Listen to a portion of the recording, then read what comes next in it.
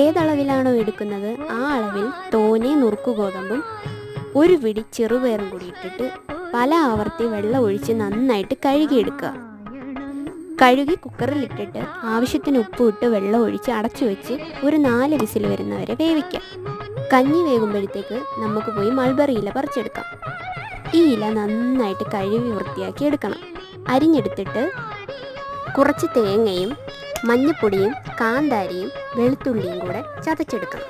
എണ്ണയിൽ കടുക് പൊട്ടിച്ച് അരപ്പിട്ടിട്ട് തോത്തിയെടുത്തിട്ട് അതിലേക്ക് ഇല ഇട്ട് കൊടുക്കണം. അരപ്പിൻ്റെ കൂടെ തന്നെ ഉപ്പും ചേർക്കണം. അടച്ചു വെക്കാം. നുറുക്ക് ഗോതമ്പും ചെറുപയറും നന്നായിട്ട് വെന്തുടഞ്ഞു വന്നിട്ടുണ്ട്. കഞ്ഞി റെഡി ആയിട്ടുണ്ട്. തോരനെ നമുക്കൊന്ന് തോത്തിയെടുക്കാം. കറിയൊന്നുമില്ലെങ്കിലും ഇത് കഴിക്കാൻ നല്ല ടേസ്റ്റുള്ള കഞ്ഞിയാണ്. വളരെ പെട്ടെന്ന് ഉണ്ടാക്കാനും പറ്റും. ഇത് രണ്ടും നല്ല സ്പെഷ്യൽ കോംബോയാണ്. ആരോഗ്യ ഗുണങ്ങൾ ഏറെയുമുണ്ട്.